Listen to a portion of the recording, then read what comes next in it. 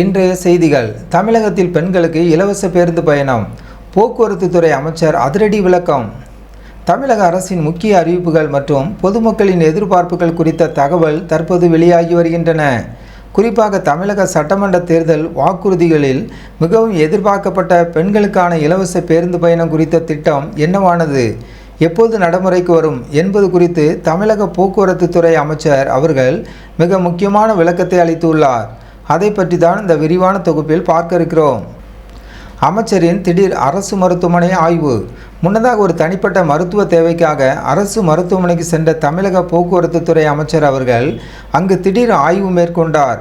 தேர்தல் பிரச்சாரத்தின் போது ஏற்பட்ட காயம் காரணமாக தானாக முன்வந்து அரசு மருத்துவமனையில் சிகிச்சை பெற சென்ற அவர் நோயாளிகளிடம் குறைகளை கேட்டு அறிந்தார்.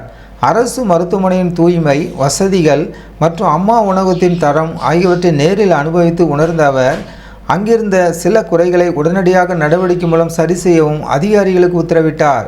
இது அரசியல் தலைவர்கள் அரசு மருத்துவ சேவைகளை நேரில் ஆய்வு செய்வது பொதுமக்களிடையே பெரும் வரவேற்பை பெற்றுள்ளது.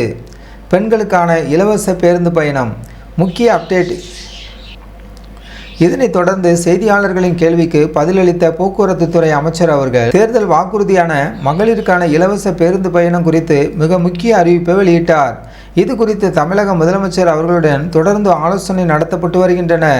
இந்த திட்டத்தை செயல்படுத்துவதற்கான பணிகள் மிக தீவிரமாக நடைபெற்று வருகின்றன. இன்னும் சில நாட்களில் மாண்புமிகு தமிழக முதலமைச்சர் அவர்களே இதற்கான முறையான அறிவிப்பை வெளியிடுவார் என்று அமைச்சர் உறுதிபட தெரிவித்துள்ளார்.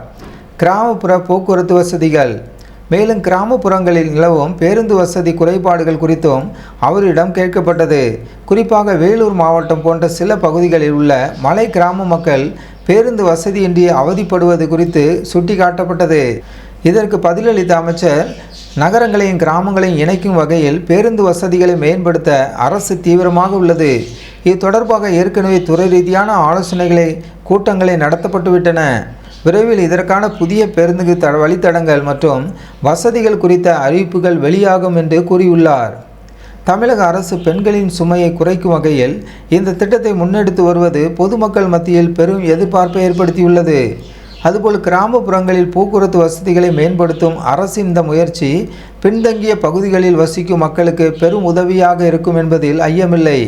இது குறித்த அடுத்தடுத்த அப்டேட்களை உடனுக்குடன் தெரிந்து கொள்ள நமது மரியானவா நியூஸ் சேனலை சப்ஸ்கிரைப் செய்யுங்கள்.